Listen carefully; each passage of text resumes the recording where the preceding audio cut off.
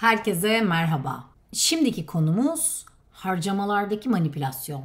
Yani kısaca nasıl kandırılıyoruz? Hepimizin farkında olmadan her gün yaptığımız harcamaların aslında ne kadar manipüle edildiklerini ve nasıl finansal özgürlüğümüze ket vurduğunu konuşacağız. Siz bir mağazanın size nasıl psikolojik oyunlar oynadığını, bir restoranın nasıl fiyat psikolojisi yaparak sizleri yönlendirdiğini, yani bu harcamaların arkasındaki oyunları nasıl kandırıldığımızı hiç düşündünüz mü? Hadi gelin biraz bu konuda kafa yoralım.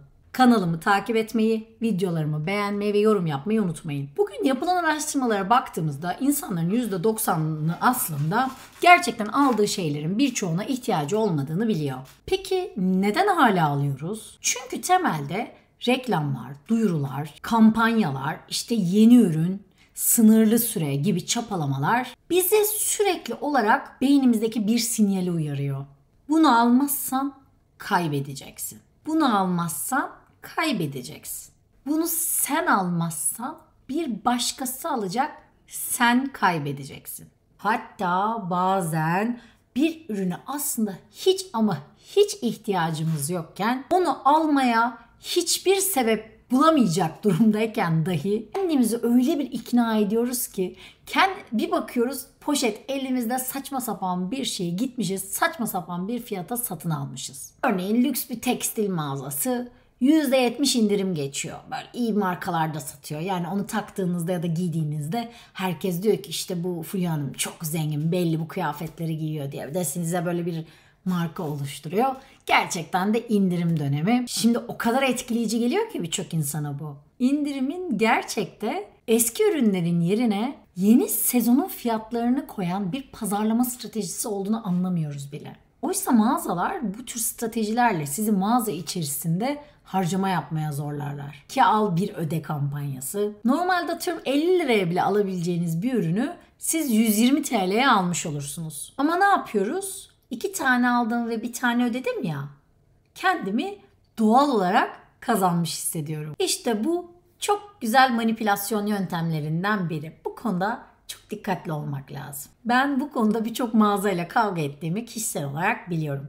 Çünkü çok belirli yerlerden belirli alışverişler yaptığım için sürekli fiyatlar takibimde ve yaptıkları manipülasyon gözüme böyle tak diye görünüyor. Ve kendilerini çağırıp bu yaptıklarının hiç doğru olmadığını söylüyorum. Ama kaç kişi benim gibi böyle takip ediyor çok da emin değilim.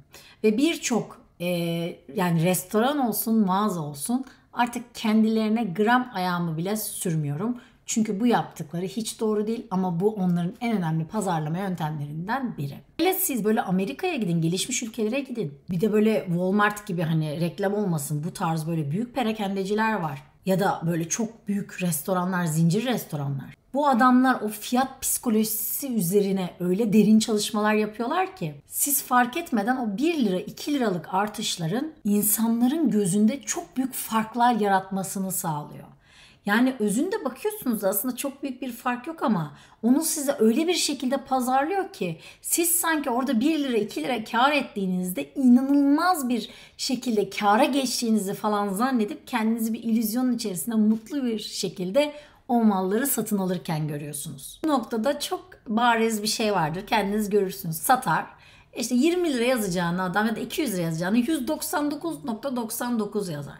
Ama beyin işte hepsini görmediği için otomatik olarak sanki o ona 100 liralık bir seride bir malmış gibi gelir. Ama 2 yazdığında o sanki pahalıymış gibi gelir. Bu en iyi bilinen, en çok kullanılan yöntemlerden biridir. Ama hala işe yarıyor mu derseniz hala da ciddi olarak işe yarıyor. Orada gördüğünüz 1 kuruşluk fark aslında psikolojik olarak o kadar büyük bir fark yaratıyor ki tüketicilere bunun çok daha makul, çok daha uygun bir fiyat olduğunu, ürünle ilişkisinin böyle olduğuna dair aslında alt metin sunuyor. İşte bunun gibi böyle incecik, küçücük psikolojik oyunlar bizi bu harcama tuzağının içine çekiyor. Mesela günümüzü de düşünerek bunu biraz daha somutlaştıralım istiyorum. Özellikle pandemi döneminden sonra Türkiye'de ve dünyadaki bu fiyat artışlarına bir göz atmakta fayda var.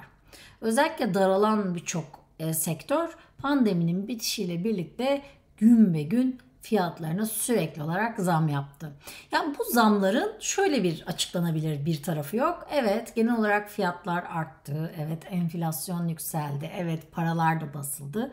Ama bunların genel anlamda maliyet artışlarıyla yakından uzaktan çok büyük etkileri özellikle kısa vadede yoktu. Mantıken de yoktu zaten. Çünkü çok büyük teşvik paketleri vardı. Faizler iniyordu. Hatta birçoğunun ne yapması gerekiyordu? Fiyatlarını daha makule çekmesi gerekiyordu. Ama ortamdaki likiditenin bolluğundan dolayı herkes bu daha fazla parayı kapmak için gün be gün fiyatlarını arttırdılar. Bugün de Türkiye'ye baktığınızda aslında enflasyonun olmadığı gerçeğini asla söylemiyorum. Çok yüksek bir enflasyon var ama bunu lehine kullanan birçok satın aldığımız, temel ürünleri bile satın aldığımız yerler var, restoranlar var, alışveriş merkezleri var, mağazalar var. Burada öyle bir noktaya geliyor ki artık iş, bu insanlar fiyat artışlarını gerçekten maliyet artışlarından değil, daha fazla insanın daha fazla parasını alabilmek üzerine kuruyor. Ve şöyle yapıyor aslında, pazarlamalarını değiştiriyor. Finansal oyunlarını, bu küçük oyunlarını değiştiriyor. Daha farklı pazarlama politikalarıyla aynı ürünü size çok daha pahalıya satabiliyor. Tabii bu durumda şöyle bir olay çıkıyor. İnsanlar sürekli olarak artan fiyatlar karşısında artık alım güçleri düştüğü için bu sefer mağazalara ya da hani üreticiye alternatif bir sektör ortaya çıkıyor. Daha düşük kaliteli, daha kötü malları yine eski kaliteli fiyata satabilme dönemi başlıyor. Yani bu dönem evet birçok üreticiyi ya da hani satıcıyı zorluyormuş gibi görünse de burada aslında tamamen kaliteyi düşürüp daha yüksek karlılıkla alternatif olarak bu kişilere biz gelir kapısı yaratmış oluyoruz. Oysa bizler, harcama yapan insanlar şunu bilmeliyiz ki 10 kuruş, 20 kuruş artış bile bizim hanemizden çıkan bir paradır. Çünkü özellikle sürekli almamız gereken aldığımız ürünlerdeki her artış bizim genel anlamda finansal özgürlük düzeyimizi bizden uzaklaştırır. Sürekli aldığımız için ve sürekli bütçemizdeki o delik büyüdüğü için biz otomatik olarak daha az birikim yapabilir, daha az yatırım yapabilir insanlar haline geliriz. Burada şunu anlamak çok önemli. Büyük şirketler fiyat arttırımlarını genelde tek başına bunun kararını vermezler arkadaşlar. O kendi tedarik zincirlerinde bulunan diğer hem şirketler hem perakendeciler hepsiyle birlikte anlaşırlar, bir konsensusu içinde fiyat arttırımına giderler. Birçok ürün grubunda da bu tür örgütlenmeler aslında maliyet artışları bahane edilerek de yapılabilir. Bizler harcamayı yapan tüketiciler olarak bilinçli olmalı. Bu harcamaları doğal kabul etmek yerine gerçek değeri sorgulamayı öğrenmeliyiz. Eğer bu harcama konusunda başarılı olabilmek istiyorsak, yani hem harcamalarımız bilinçli olsun, hem kandırılmayalım, hem de örgütlü olarak bu tarz olaylara karşı tepki verebilelim istiyorsak, öncelikle yapmamız gereken bir dizi davranış var. Birincisi, bütün bu fiyat oyunlarının arkasındaki hileleri algılamak, bu manipülasyonlara gelmemek. Bunun için de üzgünüm ama yatırımcı olma konusunda kararlı olmanız lazım. Yani paranın değerini, parayı kontrol etmenin önemini, paranın hayatınızın önünüzdeki süreci planlamadaki önemini gerçek anlamda idrak etmeniz lazım. Paraya önem verirseniz paranızı hiç kimseye kaptırmazsınız. Paraya önem verirseniz paranızı sadece kendi sevdiğiniz, sevdiklerinizin sevdiği, onları mutlu edecek şeyler konusunda, harcama konusunda kararlı olursunuz. Böylece insanlar size bir şeyi satarken sizi psikolojik oyunlarla kandırmak yerine size işin aslını göstermek zorunda kalırlar.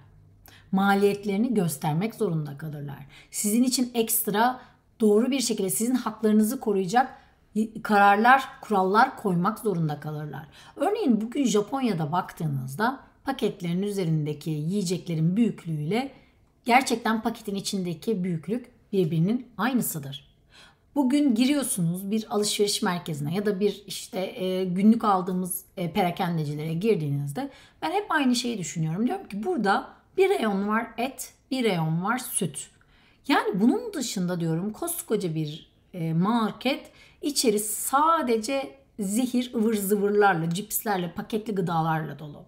Yani bize bir paketli gıdayı, bir gazlı içeceği nasıl anlatıyorlar?